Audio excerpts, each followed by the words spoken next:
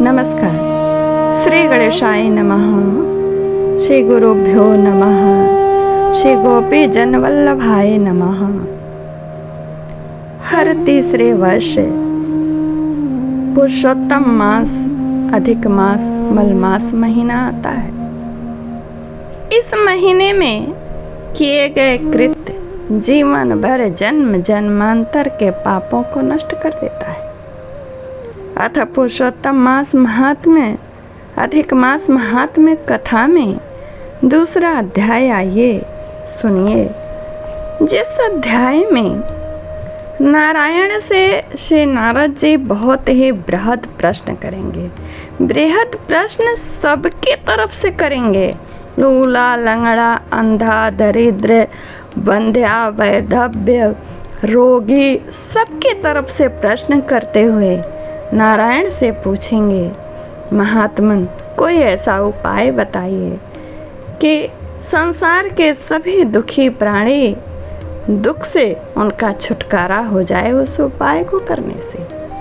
तो इस अध्याय में बृहद प्रश्न है, परंतु अधिक मास महात्म्य को सुनने से शारीरिक रोग, दरिद्री, वैधव्य योग इत्यादि नाना प्रकार के कष्ट मिटते हैं। इस अध्याय में स्पष्ट बताया गया है।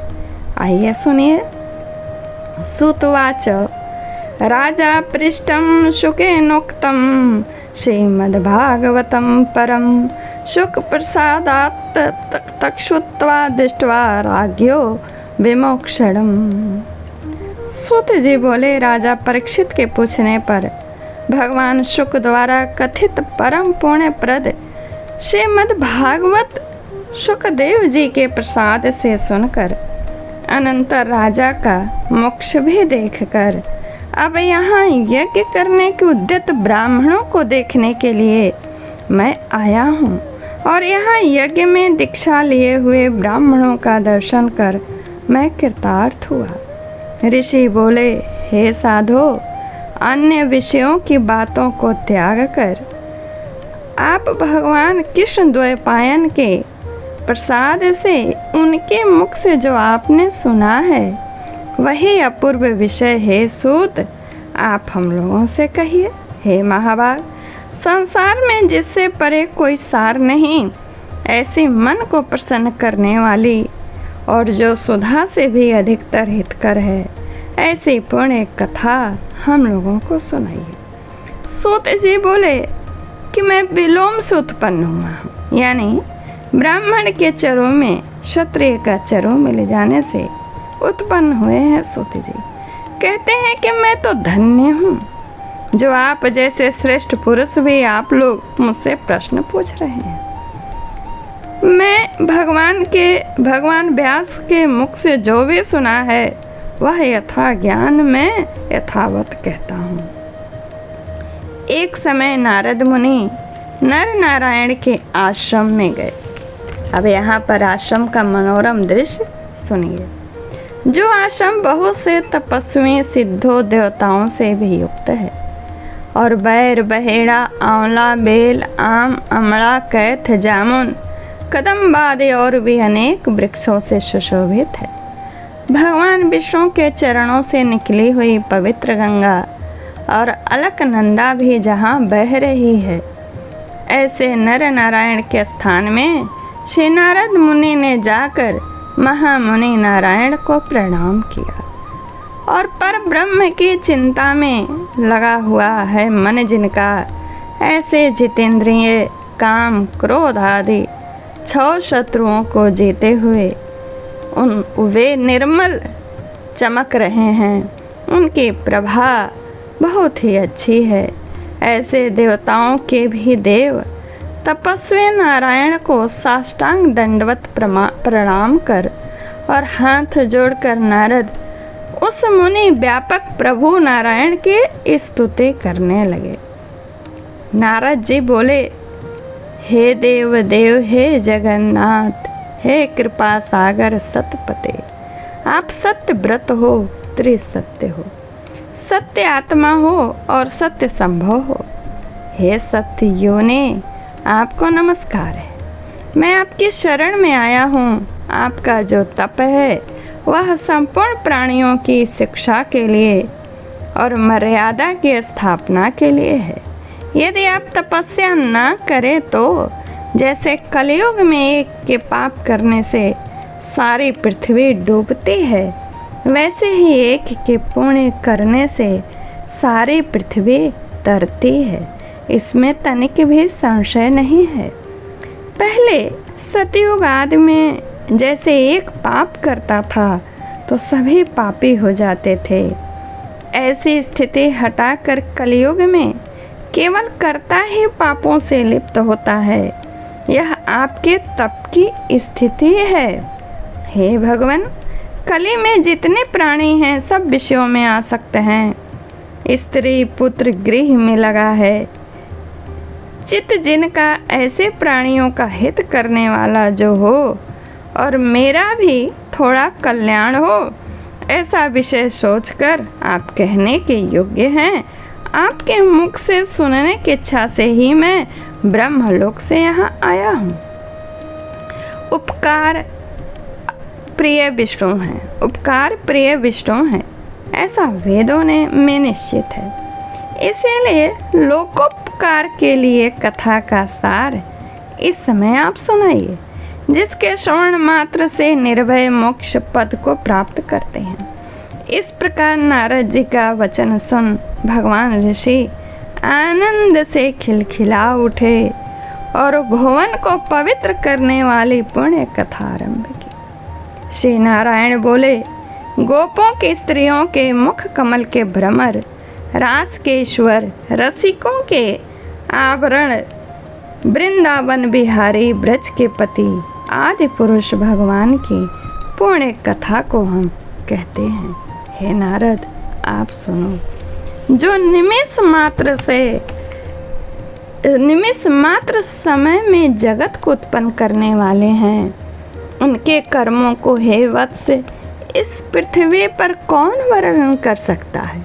हे नारद मुने, आप भी भगवान के चरित्र का सरस सार जानते हैं और यह भी जानते हैं कि भगवत चरित्र वाणी द्वारा नहीं कहा जा सकता है। तथापि फिर भी अद्भुत पुरुषोत्तम महात्म्य आदर से कहते हैं।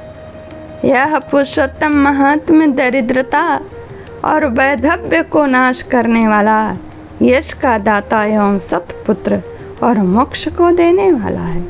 अतः शीघ्र ही इसका प्रयोग करना चाहिए। तब नारद प्रश्न करेंगे, कहेंगे, हे मुने, पुरुषोत्तम नामक कौन देवता है? उनका महात्म्य क्या है? यह अद्भुत सा प्रतीत होता है, अतः आप मुझसे विस्तार पूर्वक कहिए। सूत जी बोले, श्री नारद का वचन सुन नारायण क्षण मात्र पुरुषोत्तम में अच्छी तरह मन लगाकर बोले।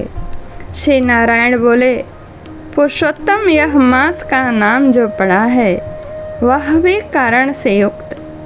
पुरुषोत्तम मास के स्वामी दया सागर पुरुषोत्तम ही हैं, इसीलिए ऋषिगण उसको पुरुषोत्तम मास कहते हैं। पुरुषोत्तम मास के व्रत करने से भगवान पुरुषोत्तम प्रसन्न होते हैं। नारद जी बोले, चैत्र आदि मास जो हैं वे अपने अपने स्वामी देवताओं से युक्त हैं, ऐसा मैंने सुना है, परंतु उनके बीच में पुरुषोत्तम नाम का मास तो मैंने सुना नहीं है। पुरुषोत्तम मास कौन है और पुरुषोत्तम मास के स्वामी कृपा के निधि पुरुषोत्तम कैसे हुए? हे कृपा निधि, यह आप मुझसे कहिए। इस मास का स्वरूप विधान के सहित हे प्रभु कहिए। हे सतपते, इस मास में क्या करना, कैसे करना, क्या दान करना, इस मास का जप पूजा उपवास आदि क्या साधन है कहिए। इस मास के विधान से कौन देवता प्रसन्न होते हैं और क्या फल देते हैं? इसके अतिरिक्त और जो कुछ भी तथ्य हो वह हे तपोधन कहिए। साधु दिनों के ऊपर कृपा करने वाले होते हैं, वे बिना पूछे कृपा करके सदुपदेश दिया करते हैं। इस पृथ्वी पर जो मनुष्य दूसरों के भाग्य के अनुवर्ती, दरिद्रता से पीड़ित, नित्य रोगी रहने वाले, पुत्र को चाहने वाले, जड़, गूंगे, ऊपर से अपने को बड़े धार्मिक दर्शाने वाले, विद्या विहीन, मलिन वस्त्रों का धारण करने वाले, नास्तिक, पर स्त्रीगामी, नीच, जर्जर, दास वृत्ति करने वाला और आशा जिनकी नष्ट हो गई हो, संकल्प जिनके भग्न हो गए हों, यानी जो संकल्प करते हैं और पूरा न कर पाते हों, तत्व जिनके क्षीण हो गए हों, कुरोगी हों, कुरूपी हों, रोगी हों, कुष्ठी, टेढ़े मेढ़े अंग वाले, अंधे हों, इष्ट वियोग हो, मित्र वियोग हो, स्त्री वियोग हो, आप्त पुरुष वियोग, माता पिता विहीन, शोक दुख आदि से सूख गए हैं, जिनके अंग अपनी इष्ट वस्तु से रहित उत्पन्न हुआ करते हैं, वैसे जिन अनुष्ठान के करने और सुनने से पुनः उत्पन्न न हो, हे प्रभु, ये सारे दुख, ऐसा प्रयोग हमको सुनाइए। वैधव्य, वंध्या दोष, अंगहीनता, दुष्ट व्याधियाँ, रक्त पित्तादि, मृगी, राज, क्षमा, जो दोष हैं, रोग हैं, इन दोषों से दुखित मनुष्यों को देखकर हे जगन्नाथ मैं दुखी हूँ। अतः मेरे ऊपर दया करके हे ब्रह्मन, मेरे मन को प्रसन्न करने वाले विषय को विस्तार से कहिए। हे प्रभु, आप सर्वज्ञ हैं, समस्त तत्वों के आयतन हैं आप। सूत जी बोले, इस प्रकार नारद के परोपकारी मधुर वचनों को सुनकर देव नारायण चंद्रमा की तरफ शांत महामुनि नारद से नए मेघ के समान गंभीर वचन बोले। श्री बृहन नारदीय पुरुषोत्तम मास महात्म्य श्री नारायण नारद संवादे प्रश्न विधिर नाम द्वितीयोम तत्सत। अगले अध्याय में जानिए कैसे प्रश्न का उत्तर देंगे भगवान। हमारे चैनल को सब्सक्राइब करिए, इस वीडियो को लाइक कमेंट शेयर करिए और शुरू से आखिरी तक सुनिए। सुनने का महात्म्य है।